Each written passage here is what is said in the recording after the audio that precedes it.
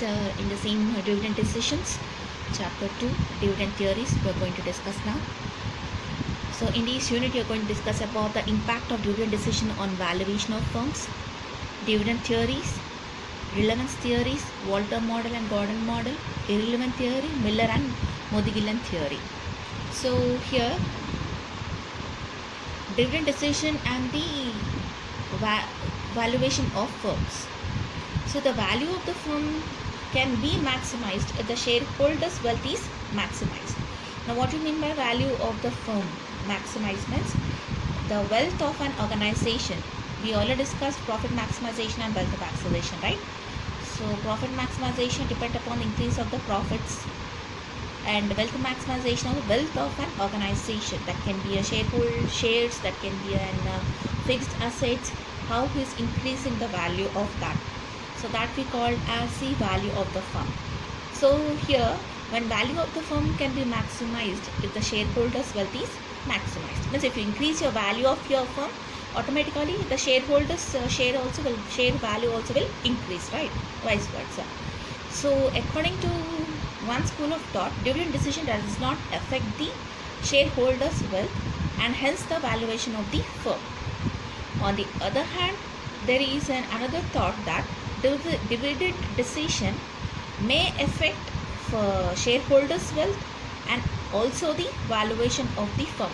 How means here two concepts that we have already discussed, that a company issue a dividend because to attract the investors, and few investors purchase the company share in the aim of they are earning the extra profit, extra dividend in the particular company.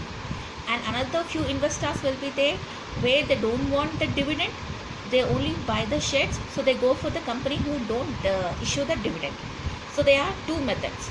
So in these we have discussed the below view of two schools thought under two groups: the relevance concept of dividend, the relevance concept of dividend or the theory of relevance, and the irrelevance concept of dividend or the theory of dividend.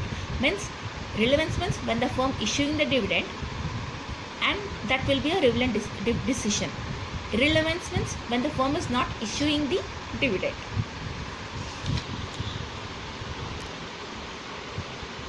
And the firms pay higher the dividend will get the greater the value as compared those who not pay the dividend or have a lower dividend payout ratio.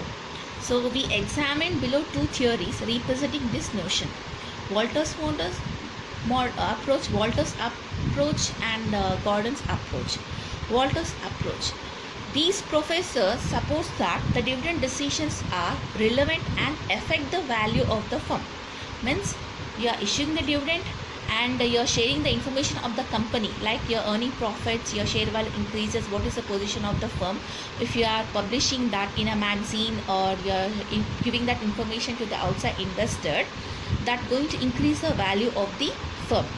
The relationship between the internal rate of return earned by the firm and its cost of capital is very significant in determining the dividend policy. Means the internal rate of return means the internal profit of a company, and the cost of capital, the KE, is very significant in determining the dividend policy to subserve the ultimate goal of maximizing the wealth of the shareholder. Means Professor Walter assumed that based on the relationship between the firm's return on investment, that is R being denoted, and the cost of capital or the required rate of return, that is K, that going to affect the decision of a company and the company's shareholders' wealth. So according to Professor Walter, if R is greater than K, that is if the firm earns a higher rate of return on its investment than the required rate of return, the firm should retain the earnings. Means expected more than the expected profits if the firm is earning on its investment, then the rate of required, the firm should retain the earning, means reinvest the profits into the organization. Clear? Next is in case of normal firms where R equal to K, the dividend policy will not affect the market value of shares, as the shareholders will get the same return from the firm as expected by them. Next, in the case of declining firms which do not have profitable investments, that is where R is less than K. Your internal rate of return is less than the cost of capital. The shareholder could stand to gain if the firm distributes its earning. For such firms, the optimum payout ratio could be 100%, and the firm should not distribute the entire earnings as a dividend, because the firm have no earning at all, no profit at all. But when they have promised the shareholders to pay out the dividend, they have to pay the dividend, though they are into the loss, they are into the profits. So coming to the assumptions of Walters model, the investments of the firm are financed through retained earnings only. Retained earnings means they don't distribute the complete profits, complete dividend. They again ask the shareholder to reinvest in the company, and the firm does not use extra source of funds. Means when they are retaining the earnings, whatever dividend they are issuing, they are getting back into the organization. Shareholders are again reinvesting into the company. So that's the reason they don't go for the external source of funds. That means they don't borrow from the outsiders. The internal rate of return R and the cost of capital K of the firm are constant. Earning and dividends do not change while determining the value. The firm has a very long life. Next, coming to the formulae.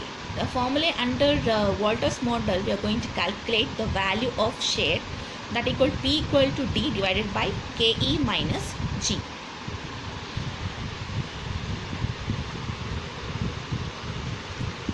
So next is the Walters model formula to ascertain the market price of the share. How to calculate the market price of the share? P equal to D plus R, E minus D divided by KE whole divided by KE, or P equal to D divided by KE plus R into E minus D divided by KE divided by KE. Next, coming to the Gordon's approach, he have developed the same Walters suggestions for a further. So he just gave his assumptions like the firm is all equity firms. So definitely means all joint stock companies only. So all equities companies only can issue the dividend, right? So no extra financings available are used. Yes, when they are doing the retained dividends, retained earnings, so definitely they don't require the outside funds, external funds. The rate of return of the firm's investment is constant.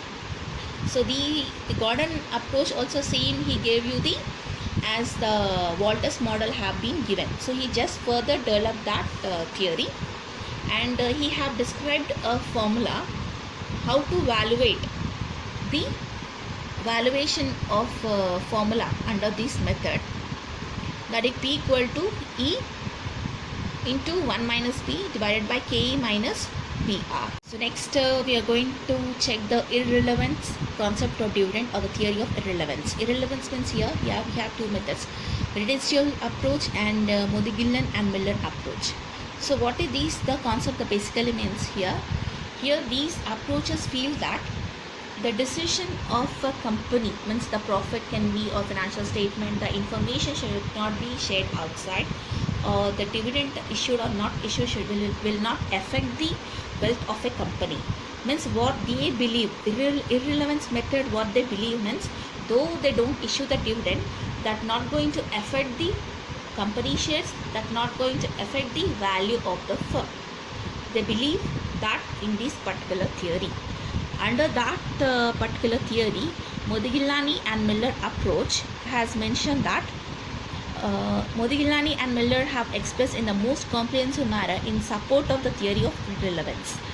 Means they have maintained that dividend policy have no effect on the market price of the shares, and the value of the firm is determined by the earning capacity of the firm or its investment policy. Same as I said, though they don't issue the dividend, there is not going to be any effect on the company or the company shares. Their assertions are, they are perfect capital markets, means perfect competitors in the market. Investors behave rationally, means as per the market. If the company shares goes high, they are going to buy the company shares. If the company shares come down, they are going to sell the company shares. Information about the company is available to all without any cost. There are no flotation and transaction cost because they are not issuing any dividend, so definitely there will no any transaction cost. Under hypothesis, he gave you the two formulas. One is whenever you're issuing a new shares in a company, this is the formula you're going to calculate. M equal to I into capital E minus N D1 divided by P1. Means whenever new company shares being issued, the dividend when you are issuing after issuing the new shares of equity, then you are going to calculate by this formula. Means dividend can be issued from the old existing shares or new equity shares. So when you are issuing the dividend with new equity shares, this is a formula you are going to use. Okay. Next is a formula to calculate the value of the firm. Value of the firm you are going to calculate under this method. N capital P naught equal to N plus M into P1 minus I minus E divided by 1 plus KE.